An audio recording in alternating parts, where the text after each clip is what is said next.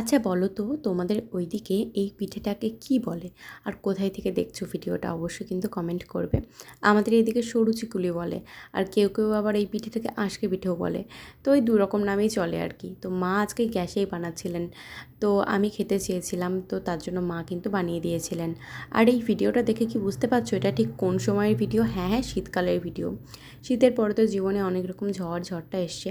তো ভিডিওগুলো সব পেন্ডিং পড়েছিল।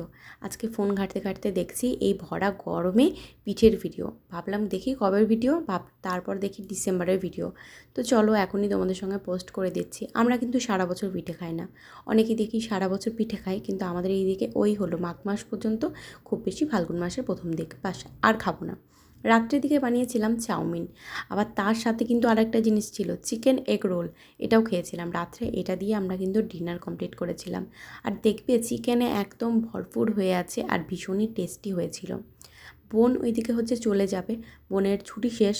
তো তার জন্য ওর জন্য বানিয়ে দিচ্ছিল বেশ কিছু ঠেকোয়া। মা আর আমি মিলে বানাচ্ছিলাম। তো কেমন হয়েছে ডিজাইনগুলো জানাবে তো। আমি ওই চামচ দিয়ে করেছি, আমার কাছে কোনো ছাঁচ নেই।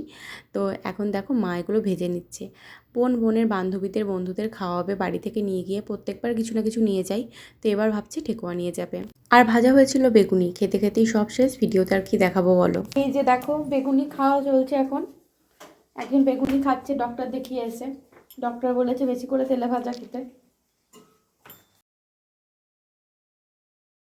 বুঝতেই পারছো খুবই ঠান্ডা ছিল, এখন খুব আফসোস হচ্ছে এই গরমে এই ভিডিওটা দেখে। ভাবছি যে ইস আর একটু থাকলে তো ভালো হতো, ব্ল্যাঙ্কেট দিয়ে একটু ঘুমাতে পারতাম। কী আর করবো, সেদিন তো আর নেই। চলো তোমাদের সঙ্গে শেয়ার করে দিলাম। এখন তার ছোদ্দা ভাই এখন তাকে দিতে যাচ্ছে স্টেশনে। খুবই ঠান্ডা ছিল, ভীষণ পরিমাণে ঠান্ডা ছিল তখন। তখন ভাবছিলাম এত ঠান্ডা, আর এখন ভাবছি এত গরমে। এই তো মানুষের চাহিদা বলো।